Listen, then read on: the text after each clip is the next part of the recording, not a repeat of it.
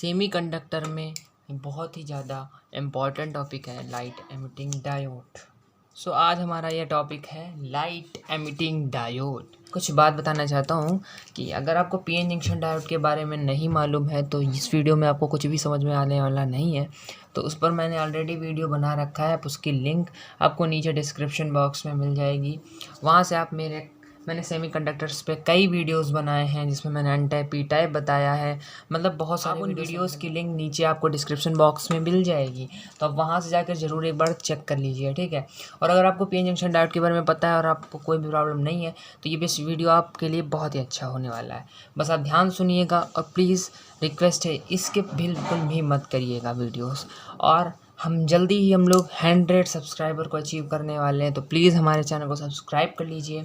और आप अगर सब्सक्राइब करेंगे तो हमें और मोटिवेशन मिलेगा, ठीक है। तो हम और अच्छे वीडियोज़ आपके लिए लाएंगे। तो आप लोग प्लीज़ जल्दी से जल्दी उस लाल कलर वाले सब्सक्राइब बटन आपको यहाँ नीचे कॉर्नर में दिख रहा होगा उसको प्रेस कर दीजिए और बेल आइकन प्रेस कर दीजिएगा ताकि वीडियोज़ के नोटिफिकेशन मिल सके आपको जल्दी। तो आज हम स्टार्ट करेंगे लाइट एमिटिंग डायोड। तो इसके पहले ये कैसे होता है तो मैं आपको पहले से बताना चाहता हूँ। मैं आपको यहाँ पर समझाऊँगा, ज़्यादा थ्योरी नहीं लिखवाऊँगा। और थ्योरी की टेंशन भी बिल्कुल मत लीजिए आप। थ्योरी का स्क्रीनशॉट मैं आपको वीडियो के बीच में या लास्ट में आपको दे दूँगा हमेशा की तरह, ठीक है। और अगर आपको मेरे वो वीडियो देखना है फेरिस ब्लैक बॉडी के बारे में तो आप उसको भी देख लीजिएगा, मैंने बना रखा है उस पर भी वीडियो, ठीक है। तो वहाँ से आप बहुत कुछ जान सकते हैं फेरिस ब्लैक बॉडी के बारे में भी। तो चलिए स्टार्ट करते हैं लाइट एमिटिंग डायोड। तो लाइट एमिटिंग डायोड कैसे होता है? जब हम पीएन जंक्शन डायोड को फॉरवर्ड बायस में करते हैं, थोड़ा मैं बैक ले जाना चाहता हूँ आपको। जब हम पीएन जंक्शन डायोड को फॉरवर्ड बायस में करते थे सेमीकंडक्टर में, तो वहाँ पर एक बहुत ही स्ट्रांग वैल्यू ऑफ करंट या कह सकते हैं large value of current flow करती थी।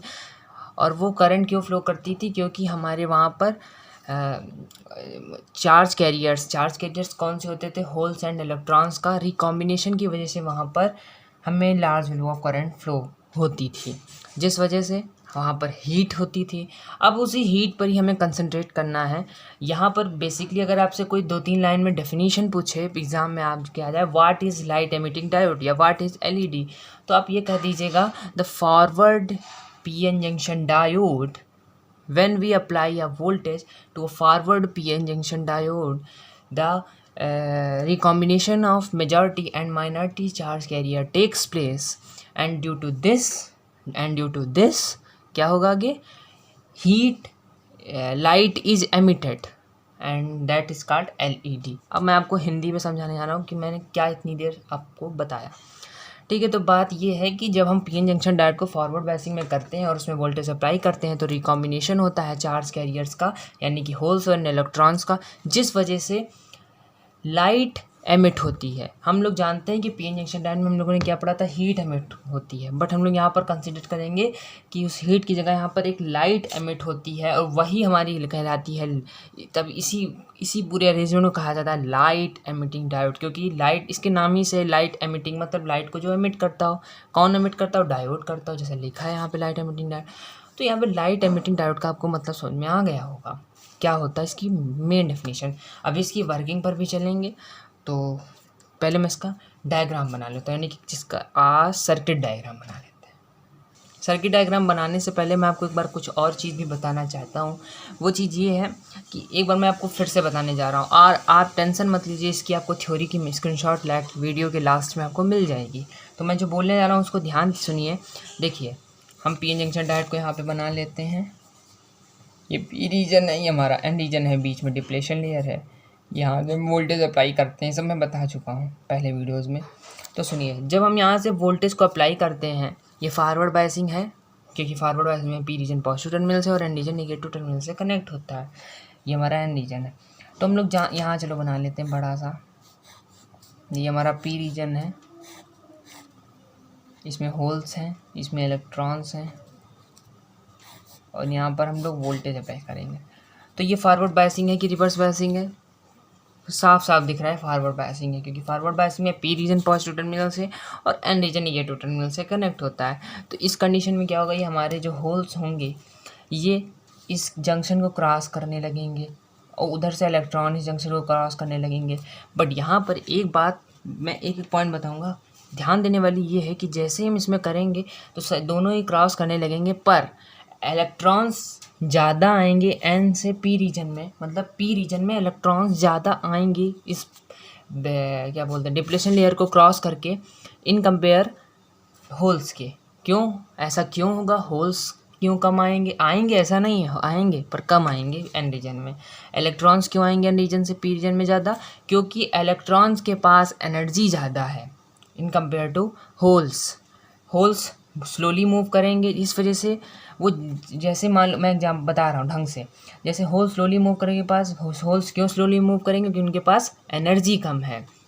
होल जैसे ही मूव करेंगे तब तक एक इलेक्ट्रॉन आएगा और उस होल को से रिकम्बाइन कर जाएगा। इसी वजह से ज़्यादा से ज़्यादा इलेक्ट्रॉन्स एन से पी रीजन में आते हैं और होल्स पी रीजन से एन रीजन में नहीं जा पाते हैं, क्योंकि एनर्जी ऑफ होल्स कम होती है इन कंपेयर टू इलेक्ट्रॉन्स की। अब बात करते हैं यहाँ पे सर्किट डायग्राम ऑफ एलईडी। अब सर्किट डायग्राम ऑफ एलईडी देख, तो अब इस आपको ध्यान देना है इस डायग्राम पर। यही है एलईडी का सर्किट डायग्राम, जिसको मैं अब आपको समझाने जा रहा हूँ, तो ध्यान से समझिएगा।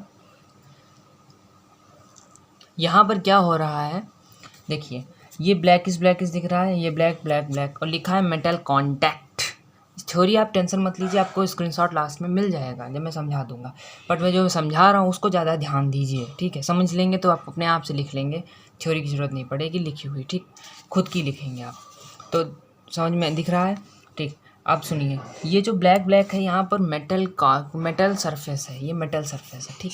मेटल सरफेस के ऊपर ये आपको लिखा होगा एन। ये एन क्या है? N type semiconductor. तो सुनिए, मेटल सरफेस के ऊपर हिंदी में पहले बताएंगे। मेटल सरफेस के ऊपर एन टाइप सेमीकंडक्टर रखा है। एन में क्या होते हैं? इलेक्ट्रॉन, जो कि यहाँ पर दिखाए गए हैं। आपको नहीं दिख रहे हैं तो ये देखिए, और उस मेटल सरफेस के ऊपर रखा है N type semiconductor. N type semiconductor के ऊपर हमने रख दिया है पी टाइप सेमीकंडक्टर, और यहाँ पर आपको ये दिख रहा होगा, ये भी है मेटल कॉन्टैक्ट, बट ये कैसा है? पॉजिटिव चार्ज है, समझ में आ रहा है? और ये निगेटिव चार्ज है। क्यों ये निगेटिव चार्ज है, क्यों ये पॉजिटिव चार्ज है? क्योंकि ये इलेक्ट्रॉन्स की वजह से निगेटिव चार्ज है, और ये होल्स की वजह से पॉजिटिव चार्ज है, क्योंकि हम लोग जानते हैं इलेक्ट्रॉन्स का नेचर कैसा होता है? निगेटिव। होल्स का नेचर कैसा होता है? पॉजिटिव। अब सुनिए, इतना समझ में आया? अब क्वेश्चन आपके दिमाग में उठता है कि यहाँ पर पूरे में ये क्यों नहीं मेटल कॉन्टैक्ट किया गया इसकी तरह? तो समझिए, इस वजह से यहाँ पर पूरे में नहीं किया गया क्योंकि ज़्यादा सरफेस एरिया हमें मिलना चाहिए। क्यों मिलना चाहिए? क्योंकि आप यहाँ से देख सकते हैं कि लाइट एमिट हो रही है, ठीक है? इसी वजह से हम ज़्यादा लाइट चाहते हैं। हम अपने एलईडी से, हम लोग जानते हैं घरों में एलईडी बल्ब बहुत आजकल यूज होते हैं। क्यों वो यूज होते हैं? क्योंकि जो एलईडी बल्ब होते हैं वो कम करंट लेते हैं, कम एनर्जी लेते हैं, और हमें अच्छी लाइट देते हैं। और इनका CFL और ट्यूबलाइट जो हमारे वहाँ हम लोगों के वहाँ पहले होती थी, उसमें क्या होता था? वो ज़्यादा एनर्जी लेते थे और हमें उतनी नहीं और हमें ज़्यादा लाइट भी नहीं दे पाते थे। ज़्यादा एनर्जी लेते थे और हमको ज़्यादा लाइट भी नहीं देते थे। बट आजकल एलईडी का यूज़ हो रहा है बहुत जगह, कई चीज़ों में, तो इसी वजह से ये हमें कम एनर्जी पर ज़्यादा करंट, यही इसकी मेरिट भी है, ठीक है? एडवांटेज है। अब आता है क्वेश्चन, चलो ठीक है, आपने कहा, हमने मान लिया कि ये कर्व सरफेस ज़्यादा इसलिए लिया है क्योंकि लाइट ज़्यादा मिल सके, बट यहाँ पर ऐसा क्यों नहीं हुआ? तो अब आपको थोड़ा रिकैप करना पड़ेगा। मैंने आपको अभी बताया था कि होल्स की एनर्जी कंपेयर टू इलेक्ट्रॉन्स कम होती है। तो सुनिए, ऐसा नहीं कुछ होल्स इस रीजन में नहीं आते हैं, ज़्यादातर रिकॉम्बिनेशन पी रीजन में ही होता है, बट कुछ रिकॉम्बिनेशन एन रीजन में होता है। इसको मैं आपको बता चुका हूँ अभी पहले, ठीक है? सुना होगा ध्यान से।